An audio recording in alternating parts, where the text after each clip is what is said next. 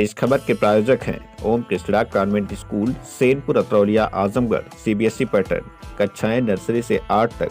Computer शिक्षा lab सहित उपलब्ध है। कमजोर छात्रों के लिए अलग से व्यवस्था कराई गई है। तो देर किस बात की, एडमिशन ओपन है। सर्वोत्तम शिक्षा, स्वच्छ प्रशासन, सही मार्गदर्शन।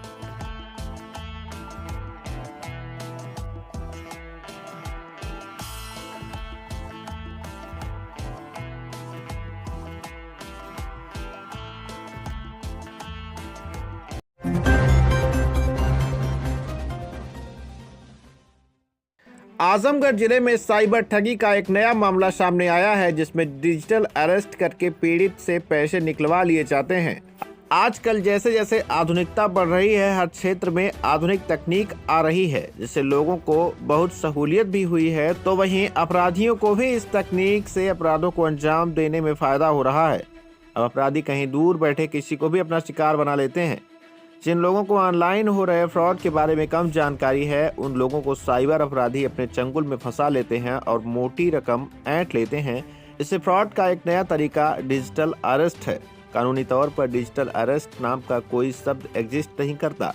यह एक फ्रॉड करने का तरीका है जो साइबर ठग अपनाते हैं। इसका सीधा मतलब होता है कि ब्लैकमेलिंग से, यानी इसके जरिए ठग अपने टारगेट को ब्लैकमेल करता है। डिजिटल अरेस्ट में कोई आपको वीडियो कॉलिंग के जरिए घर में बंधक बना लेता है। वह आप पर हर वक्त नजर रख रहा होता है। डिजिटल अरेस्ट के मामलों में ठग कोई सरकारी एजेंसी के अफसर या पुलिस अफसर बनकर आपको वीडियो कॉल करते हैं। वह आपको कहते हैं कि आपका आधार कार्ड, सिम कार्ड या बैंक अकाउंट का इस्तेमाल किसी गैर कानूनी गतिविधि के लिए हुआ है। वहीं इस मामले पर जानकारी देते हुए एसपी ट्रैफिक विवेक त्रिपाठी ने बताया कि डिजिटल अरेस्ट एक नए तरीके का अपराध है, जिसमें किसी व्यक्ति को फोन कॉल आती है, जिसमें बताया जाता है कि उसका रिश्तेदार या उसका बेटा, कोई पति पत्नी घायल हो गए हैं अथवा उसके साथ कोई घटना हो गई है। उनको पुलिस ने पकड़ लिया है। ऐसे करके उनको कई घंटे तक फोन पर उलझाए रखते हैं और अंत में कहते हैं कि मेरे खाते में पैसा डाल दो, आपके बेटे के लिए इलाज की आवश्यकता है या फिर आपके बेटे या पत्नी को छोड़ने के लिए आवश्यकता है। इसमें कई घंटे तक उस व्यक्ति पर नजर रखी जाती है। फोन कॉल से हटने नहीं दिया जाता है, जिससे पीड़ित व्यक्ति अपने रिश्तेदार से संपर्क नहीं कर पाता है। इसलिए इसको डिजिटल अरेस्ट कहा जाता है। उन्होंने लोगों से अनुरोध किया कि अगर इस तरह की कॉल उनके मोबाइल पर आती है तो घबराने की आवश्यकता नहीं है। सीधे पुलिस से संपर्क करें, डायल 112 पर सूचना दें या फिर थाने पर भी संपर्क कर सकते हैं। डिजिटल अरेस्ट एक नए तरीके का साइबर अपराध है, जिसमें किसी व्यक्ति को फ़ोन कॉल आती है और उसको बताया जाता है कि उसका कोई रिश्तेदार, जैसे उसका बेटा, उसका कोई पति पत्नी घायल हो गए हैं अथवा उनके साथ कोई घटना हो गई है या उनको पुलिस ने पकड़ लिया है। ऐसे करके उनको कई घंटे तक फ़ोन पर उलझाए रखते हैं और अंत में उनसे कहते हैं कि आप इतना पैसा इस अकाउंट में डाल दो, आपके बेटे के इलाज के लिए आवश्यकता है या आपको बेटे के पत्नी के लिए छोड़ने के लिए, पति को छोड़ने के लिए आवश्यकता है।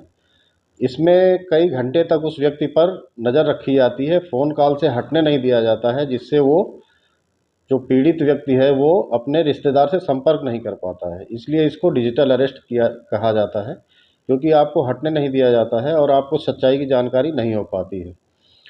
इसी क्रम में फिर आपसे आपका फाइनेंशियल डिटेल लेकर के उससे पैसा निकाल लिया जाता है, आपसे खुद ट्रांसफ़र करवा लिया जाता है। जब आपको छोड़ा जाता है तो आपको पता चलता है कि आपके रिश्तेदार या आपके जो संबंधी है उसको कुछ नहीं हुआ है, वो एकदम ठीक है और आपके साथ धोखाधड़ी हुई है। तो ऐसे में कभी-कभी पुलिस स्टेशन टाइप का सेटअप बना दिया जाता है। कभी-कभी फर्जी पुलिस अधिकारी बन करके, वर्दी पहन करके भी ऐसा काम कर सकते हैं।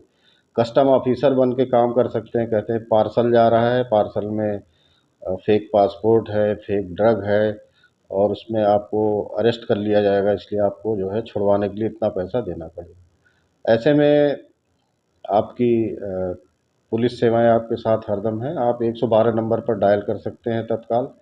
जैसे ही आपको कोई इस तरह की सूचना मिले तो उसको वेरीफ़ाई कर लीजिए कि वास्तव में आपके बेटे, आपके रिश्तेदार के साथ कोई ऐसी घटना हुई है कि नहीं हुई है, जिससे आपको सच्चाई का पता चले और आप उससे बचाव कर सकें। इसमें 1930 हेल्पलाइन नंबर चलती है साइबर क्राइम की, उससे भी फ़ोन कर सकते हैं। तत्काल 112 पे पुलिस बुला सकते हैं। जैसे ही सही पुलिस वाले आएँगे आपको पता चल जाएगा कि आपके साथ फ्रॉड हो रहा है, और फ्रॉड अधिकारी अगर है तो वो तुरंत भाग जाएगा।